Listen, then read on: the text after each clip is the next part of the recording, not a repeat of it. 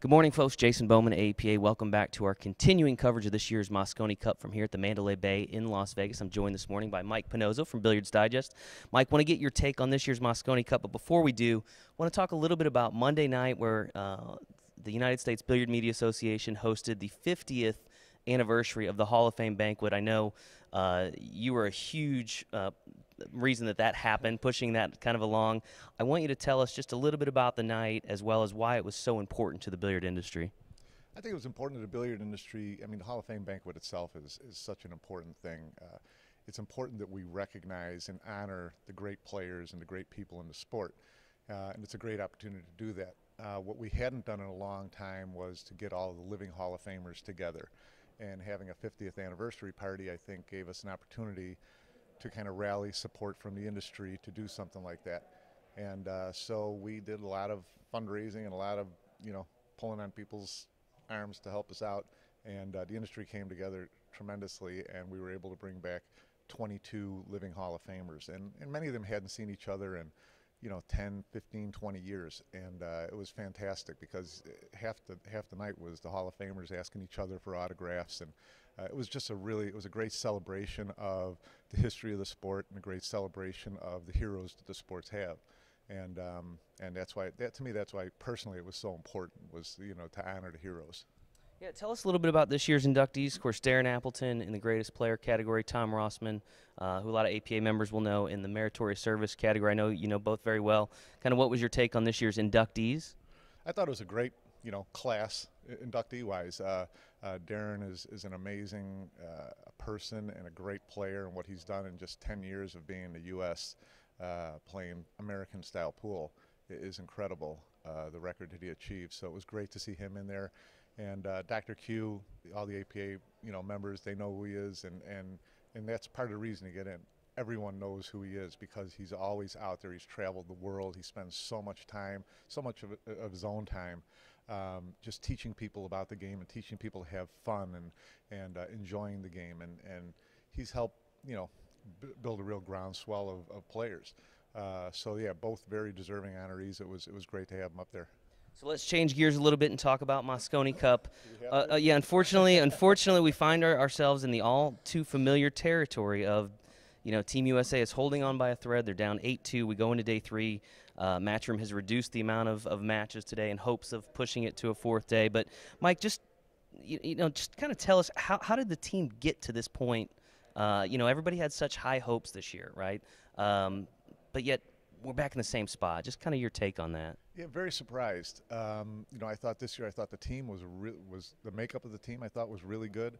I really, was a big proponent of the addition of Johan Reisink as the captain, and he put a lot of effort into it. He threw together a couple of camps with the players and a couple of months. He put a lot of time into trying to change the U.S. team culture. You're not going to teach anyone how to stroke at this point. I mean, they're pretty well set in their ways. But just the culture of the team and the confidence and learning to play the right shots. And then they went out and promptly lost the first 4 matches on the first day, which was just shocking. And, it's hard to explain. I mean, the players, I'm sure, couldn't explain it if they wanted to. It just, it was just one of those things that, it just started rolling downhill and they couldn't control it. It's at this level, it's so much about confidence and confidence in your game and your ability. And they all play at pretty much the same level, but you lose these matches 5-0, and it comes down to me as simple as things like, they can't win the lag. The 2 matches that they won the lag, they won the matches. The lag is so important in a race to 5 just because it gives you the opportunity to get that first game under your belt and put the pressure on the other team. The other team's always chasing you then. And the U.S. always seems to be chasing. And the Europeans are great front runners. And they're all great players. And you get them loose and confident, and they're just steamrolling them right now. So hopefully the U.S. can get a couple of matches in today and extend this to tomorrow and give themselves some hope.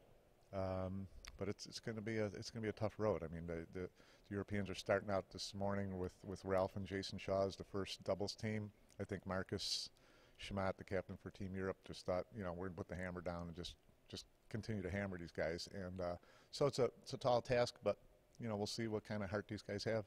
Yeah, we've seen some kind of uncharacteristic fundamental errors, I think, from a number of guys on Team USA on the table. But I'm curious, are these guys carrying now the burden of, you know, back to 2009, this team not having won the championship? Is that weighing on them mentally now from year to year? Is that part of the issue? It's two ways to look at it. It can be part of the issue. It can be part of the solution.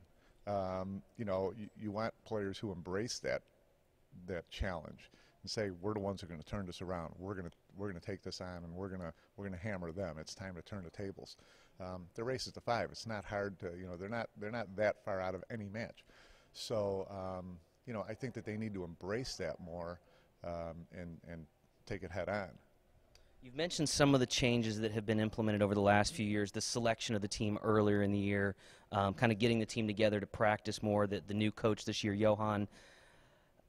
We're kind of back in the same spot. So, and again, we're not going to write off Team USA just yet, right? They're certainly capable, but it would take a monumental effort to come back and win this year. So just moving forward, right? If they came to you and said, Mike, how do we fix this? What would your solution be? If I had the answer, Barry Hearn from Matchroom would pay me a lot of money because, it's as much Matchroom as anybody who wants, I shouldn't say this, but Matchroom wants the USA to win. Matchroom needs the USA to win pretty soon because, no one, you start to lose interest in an annual competition that's totally one-sided. So, I don't know what the answer is. I think that hopefully they'll get Johan to come back in next year because I think he is a great coach, great captain. His theories and principles of getting these guys to play right is really sound. So, I'd like to see that happen next year. I think the development of the team early in the year is important because it gives him a chance to mold the team the way he wants to, get them to play together, try to change the culture. I think if you spoke to him, you'd see that he'd be the first one to admit that there's a big cultural difference between the way the Europeans and the way the Americans approach the game. If a coach says to the European players, we're meeting next Tuesday in Warsaw and we're going to have a practice session, they'd all be there waiting to blast through the doors. I don't think you have that culture with the U.S. players. So it's not an easy task, and it may still take a couple of years, but you just want to see progress from year to year. That's why I thought this year, even if the U.S. didn't win, I thought it would be close. And it would generate some excitement and some enthusiasm and some hope for the following year. But yeah, they've got to go back to the drawing board and figure it all out. Yeah, and a lot of folks will point to Europe's recent success in this last run of titles. But if you go back through the history of this event, there was a time when the script was flipped to some degree, and the United States was dominating this event. Correct? Oh yeah, in the early years, the U.S. just crushed the Europeans. But you could see over time that the scores were getting closer, the European players were getting a little better, and now the Europeans are just, in all of the international championships, the European players are just top-notch, and the youth in Europe is just amazing. So it's not going to get any easier over the years. So we need to develop youth here. We need to develop how the players play the game. I think that the European players learn the game more fundamentally and technically sound, and those are the type of things that hold up better under pressure than if your game's got a little couple kinks in it that you just blast through in a race to 11, or that. And once the pressure starts, then those little things, it doesn't take much to change these matches around. Just getting beat to the shot, or playing the wrong safety, or whatever the case is, the Europeans just pounce on it.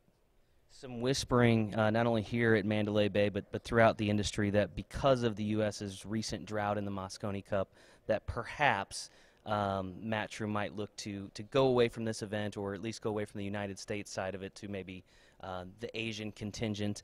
Obviously, Matchroom came out last night and already announced dates for next year's Mosconi Cup, kind of putting those rumors to bed, at least for now. Yeah. Just want to kind of get your take on that and your perspective. My perspective is that Matchroom wants it to be U.S. versus Europe. That's the sexy matchup. That's what people want. That's what fans want. I don't see European fans getting all charged up about Europe against Asia. I just don't see that.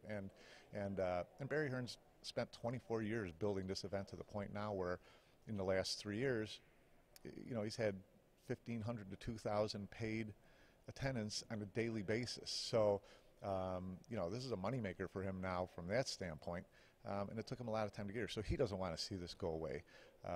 Sky Sports, would they get rid of, they would be the ace in the hole as far as saying, we don't want to carry this anymore because nobody's watching. But, what I found out, even the first day here was one of the highest viewerships that they've had.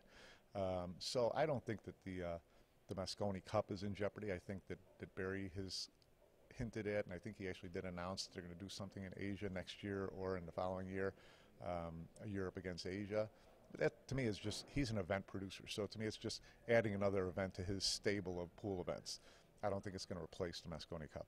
Yeah, it's interesting. I was kind of thinking this morning about the fact that if you look at the Mosconi Cup, it's really more exhibition than tournament per se, right? There's two teams and they're going to square off. And if you look at some sports like Major League Baseball, for example, you have long runs of a certain team winning. I mean, the American League, I believe, has won 5 the last 5. You go back a couple years before, they won maybe 7 in a row. So, again, not unprecedented to see this in sports. It's just a matter of U.S. getting back on that winning side, I think. So let's take off your USA colored glasses and get your prediction for how things transpire today.